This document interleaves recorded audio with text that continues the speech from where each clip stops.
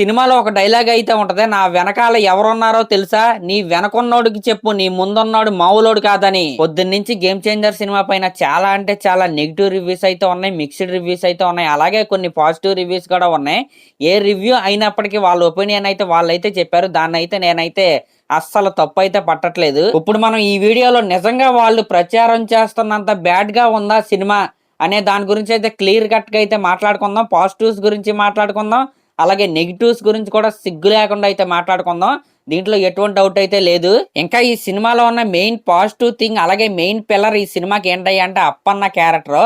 నిజంగా అప్పన్న క్యారెక్టర్ లో మన రామ్ చరణ్ గారి పర్ఫార్మెన్స్ అయితే పీక్స్ అనే చెప్పాలి. కొన్ని సీన్లు అయితే ఉంటాయి నిజంగా లిటరల్ గా చాలా ఎమోషనల్ గా అయితే అనిపించింది. ప్రెస్ మీట్ సీన్ ఒకటి ఫ్లాష్ బ్యాక్ లో, ఇంకా ఫోన్ మాట్లాడే సీన్ కావచ్చు, ఇంకా అరుగు మీద సాంగ్ కావచ్చు, నిజంగా నెక్స్ట్ లెవెల్ అసలు. దాంట్లో మన రామ్ చరణ్ గారు అయితే ఆ క్యారెక్టర్లో జీవించేశాడనే చెప్పాలి.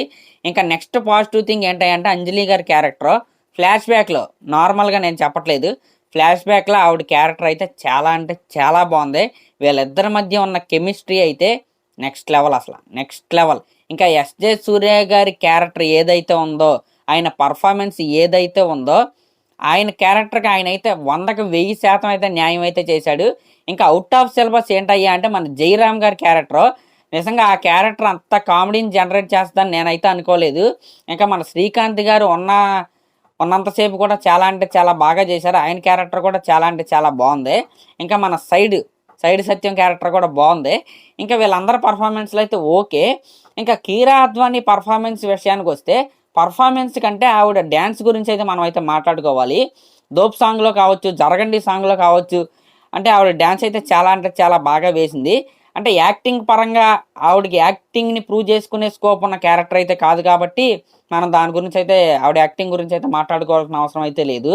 ఇంక ఇప్పుడు సినిమాలో ఉన్న నెగిటివ్స్ గురించి మాట్లాడుకుంటే, నాకు అనిపించిన మెయిన్ నెగిటివ్ ఏంటయ్యా అంటే సినిమా ఎడిటింగ్ అని నేను ఎందుకన్నానంటే, స్టార్టింగ్లో లవ్ ట్రాక్ అయితే ఉంటుంది హీరో హీరోయిన్కి.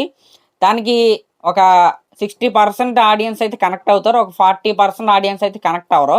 దానికి కారణం ఎడిటింగే.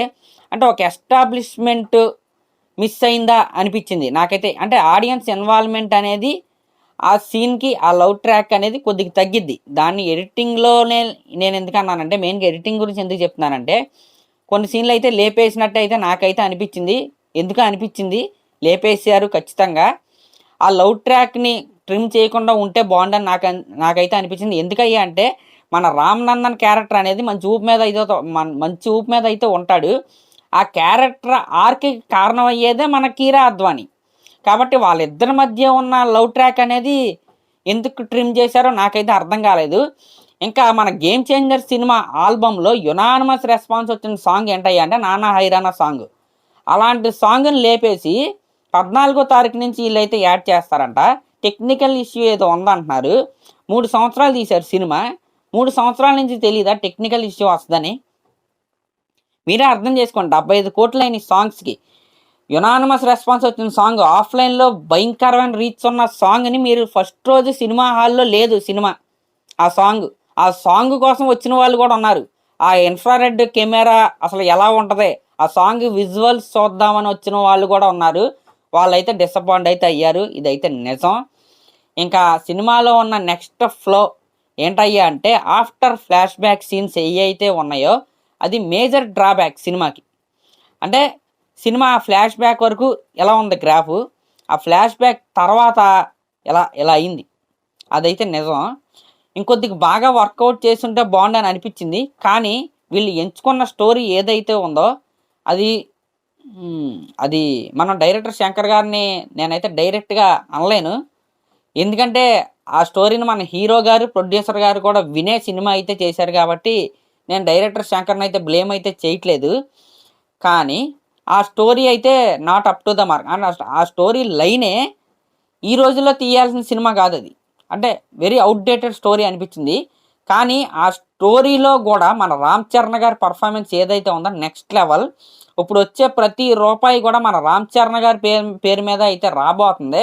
ఇంకా మన తెలుగులో అయితే మిక్స్డ్ రివ్యూస్ అయితే ఉండొచ్చేమో, కానీ మన తమిళ్లో అయితే మంచి పాజిటివ్ రెస్పాన్స్ అయితే ఉంది. ఇంకా హిందీలో కూడా మంచి పాజిటివ్ రెస్పాన్స్ అయితే వస్తుంది. ఇంకా బుకింగ్స్ కూడా చాలా బాగున్నాయి. మన తెలుగులో మిక్స్డ్ రివ్యూస్ వస్తాకే కారణం ఏంటి అంటే మెయిన్గా ఆ స్టోరీ లైనే. నేను చెప్తున్నా కదా, మెయిన్గా ఆ స్టోరీ లైన్ అనేది వెరీ అవుట్డేటెడ్, అది మనం ఒప్పుకోవాలి. అందులోనే ఫ్లాష్ బ్యాక్ వరకు సినిమా ఒక రేంజ్లో ఉంది. ఫ్లాష్ బ్యాక్ తర్వాత కొద్దిగా బాగా వర్కౌట్ చేస్తుంటే బాగుండని నేను పొద్దున్న వీడియోలో కూడా చెప్పాను, అదైతే నిజం.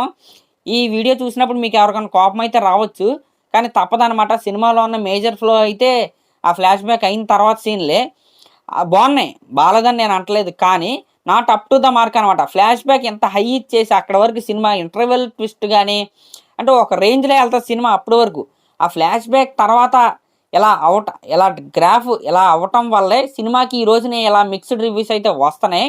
అంటే బ్లాక్ బస్టర్ టాక్ రావాల్సిన సినిమాకి అక్కడ కొద్దిగా వర్కౌట్ చేయకపోవటం వల్ల ఇప్పుడు ఈ రోజున మిక్స్డ్ రివ్యూస్ అయితే వస్తున్నాయి. అయితే ఒక్కసారి కూడా చూడడానికి సినిమా అంత దారుణంగా ఉందా, రివ్యూస్ ఎంత దారుణంగా ఇస్తున్నారు కదా అని మీరైతే అనుకోవచ్చు. అంత దారుణంగా అయితే సినిమా అయితే లేదు.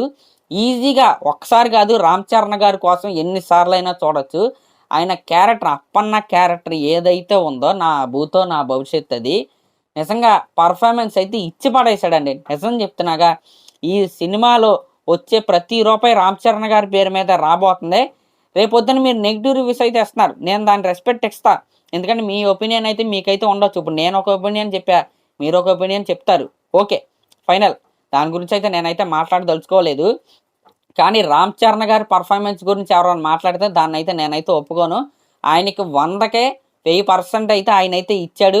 నిజంగా 2 క్యారెక్టర్స్లో కూడా, మన రామ్ నందన్ క్యారెక్టర్ కావచ్చు, అప్పన్న క్యారెక్టర్ కావచ్చు, అప్పన్న క్యారెక్టర్ క్యారీ చేసిన విధానం ఏదైతే ఉందో నేనైతే గర్వంగా చెప్తా. ఈ జనరేషన్ హీరోల్లో అంత మెచ్యూర్గా దాన్ని అయితే ఎవరో క్యారీ చేయలేరు. నిజంగా అంత బాగా చేశాడు, అంత బాగా ఒదిగిపోయాడు ఆ క్యారెక్టర్లో. కొన్ని చోట్ల అయితే చిరంజీవి గారినే చూసిన ఫీలింగ్ అయితే వచ్చింది. డబ్బింగ్ వాయిస్ ఏదైతే ఉందో అసలు కొన్ని సీన్లో చిరంజీవి గారే డబ్బింగ్ చెప్పారా అనే విధంగా ఉంది. అంటే అసలు ఆయన పర్ఫార్మెన్స్ అనేది పీక్స్ అనమాట. ఆయన పర్ఫార్మెన్స్ కోసమే సినిమాకైతే ఈజీగా వెళ్ళిపోవచ్చు, దీంట్లో ఎటువంటి డౌట్ అయితే లేదు. ఇంకా సాంగ్స్ విషయానికి వస్తే చెప్పాను కదా, నాన్న హైరానా సాంగ్ అనేది లేకపోవడం అనేది చాలా బిగ్ మిస్. అది అంటే 14వ తారీఖు నుంచి అయితే యాడ్ చేస్తాం అంటున్నారు, అది సరే వాళ్ళ ఇష్టం.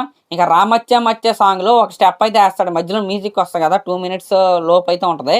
నిజంగా అసలు అది నెక్స్ట్ లెవెల్లో వేసాడు డ్యాన్స్. ఏంటంటే అలా వరుస పెట్టి కదులుతూ ఉంటాడు మనోడు. అంటే వెనకాల డిఫరెంట్ ట్రెడిషనల్ అన్నీ వస్తూ ఉంటాయి, వాళ్ళకి తగ్గట్టుగా సింగిల్ టేక్లో అయితే ఆ స్టెప్ అయితే లేపేశాడు. నిజంగా నెక్స్ట్ లెవెల్లో ఉంది. ఇంకా కాపర్ ర్యాప్ సాంగ్లో ఉన్న డ్యాన్స్ ఏదైతే ఉందో అది అవుట్ ఆఫ్ సిలబసే. అసలు ఫస్ట్ హాఫ్ మీరు నమ్మరు కానీ అసలు పిచ్చ హై ఇచ్చింది ఫస్ట్ హాఫ్ అనేది. ఆ ఫ్లాష్ బ్యాక్ అయ్యేంత వరకు అసలు ఈ మిక్స్డ్ రివ్యూస్ వచ్చే ఛాన్సే లేదు. ఆ లాస్ట్ 50 minutes ఏదైతే ఉందో దాన్ని ఇంకొద్దిగా బాగా వర్కౌట్ చేసుంటే ఈ రోజున మనం అసలు ఎలా మిక్స్డ్ రివ్యూస్ వచ్చే ఛాన్స్ కూడా ఉండేది కాదు. యునానిమస్ బ్లాక్ బస్టర్ టాక్ అయితే వచ్చేది. ఓకే, మిక్స్డ్ రివ్యూస్ అనేది మనకేమో కొత్త ఏమి కాదు. అసలు నేను చెప్తున్నా కదా, సినిమా అయితే వర్తే, చూడండి, మరీ వర్స్ట్ టైం కాదు. ఈ పండగకి ఫ్యామిలీతో వెళ్ళాల్సిన సినిమానే. ఫ్లాష్ బ్యాక్ ఎపిసోడ్స్కి అయితే ఖచ్చితంగా మీరైతే కనెక్ట్ అవుతారు. ఇంకా నాకు అనిపించింది నేనైతే చెప్పా. ఇంతకు మించి మాట్లాడాలని కూడా నాకైతే లేదు. ఇంకా మీకేమనిపించిందో సినిమా చూసాకైతే ఆల్రెడీ కామెంట్ చేశారు పొద్దున్న వీడియోలో, మళ్ళీ ఒకసారి అయితే కామెంట్ చేయండి. ఈ లోపు సినిమా చూసిన వాళ్ళు అయితే ఉంటారు కదా, మీ జెన్యున్గా ఏమనిపించిందో అదైతే కామెంట్ అయితే చేయండి. నాకు జెన్యున్గా ఏమనిపించిందో ఇప్పుడైతే చెప్పాను. ఇంకా రేపైతే కలెక్షన్స్ అయితే నెక్స్ట్ లెవెల్లో అయితే రాబోతున్నాయి. 150+ మనకి గేమ్ చేంజర్ సినిమాకి అయితే ఓపెనింగ్ అయితే రాబోతుంది. 150+ కాదు, 500 కోట్లకి దగ్గరలో వెళ్ళి ఆగిద్దని నేనైతే అనుకుంటున్నా గేమ్ చేంజర్ సినిమా. ఎందుకంటే తమిళ్లో రెస్పాన్స్ బాగుంది, హిందీలో రెస్పాన్స్ బాగుంది, తెలుగులో మిక్స్డ్ రివ్యూస్ వచ్చింది. సినిమా ఏమి నెగిటివ్ రివ్యూస్ అంటే సినిమా ఏమి ఫ్లాప్ టాక్ ఏమి రాలేదు, మిక్స్డ్ రివ్యూస్ అయితే వస్తున్నాయి. కొంతమందికి అయితే నచ్చుతుంది, కొంతమందికి అయితే నచ్చట్లేదు. కాబట్టి ఎటువంటి కంగారు అయితే పడాల్సిన అవసరం అయితే లేదు. ఈ పండక్కే సినిమా అయితే ర్యాంప్ అయితే ఆడిచ్చింది. రేపైతే ఫస్ట్ డే కలెక్షన్ చూసాక మీకే మైండ్ అయితే పోద్ది. నిజంగా నెక్స్ట్ లెవెల్ ఓపెనింగ్స్ అయితే రాబోతున్నాయి మన గేమ్ చేంజర్ సినిమాకి. చూద్దాం మరి రాబోయే రోజుల్లో ఈ సినిమా బాక్స్ ఆఫీస్ దగ్గర ఎలా పర్ఫామ్ చేస్తా. సరే మరి, థ్యాంక్ యూ.